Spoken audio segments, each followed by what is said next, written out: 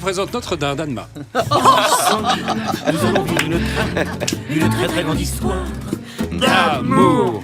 Jean-Henri Meunier, bonsoir, je me présente. Moi, c'est Anema, dans le jargon des bergers. On pourrait dire que je suis une sorte de brebis galeuse de l'amour. C'est vrai que si je devais me définir, eh bien, je dirais que je me sens un peu comme une grosse bobine de fil et son aiguille qu'on aurait confiée à un couturier atteint de la maladie de Parkinson. Et du coup, malheureusement, eh bien, personne n'en file jamais, ce qui est un peu dommage. Bref, je suis célibataire et ravie de vous rencontrer. Et d'autant plus ravie que, quand même, si physiquement, vous êtes une sorte de mix entre Laurent Fignon et la version Clodo 2030, dit la Pologne, Et bien, malgré ça, c'est pas tous les jours qu'on rencontre un réalisateur de talent qui bien qu'autodidacte, a réussi l'exploit d'être nommé à plusieurs reprises, et c'est aussi bien au César qu'aux États-Unis pour votre documentaire. Et Sina Jacques, à vous la terre, des prix qu'évidemment vous n'avez pas remporté, mais qui sont tout de même du meilleur effet sur un bilan de compétences à Pôle emploi notamment. Une carrière de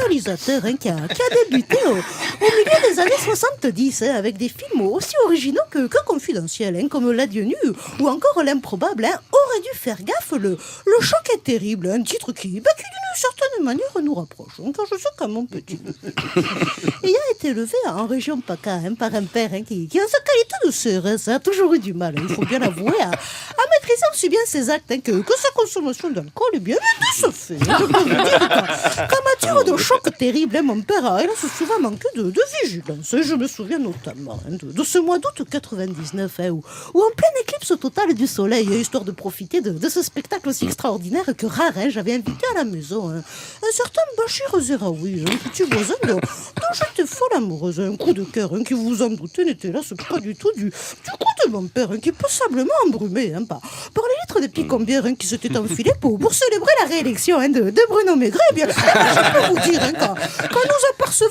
bras dessous, mon père a littéralement vu rouge, comme on dit, une couleur qui malheureusement était également celle des yeux de ce pauvre Bachir, qui s'il n'avait pas eu la malchance de naître albinos, eh bien, n'aurait probablement jamais perdu la vue. Après que mon père l'ait obligé à regarder l'éclipse sans lunettes.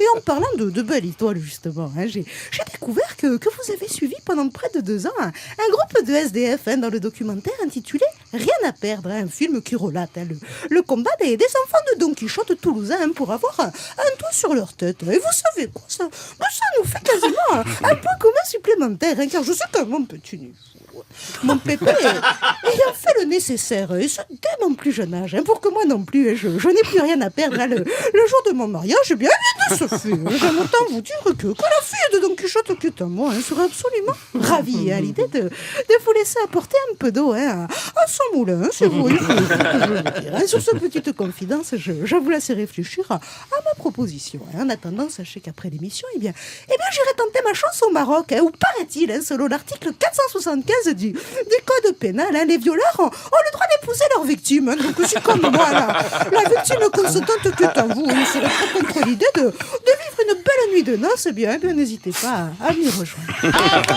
Bravo.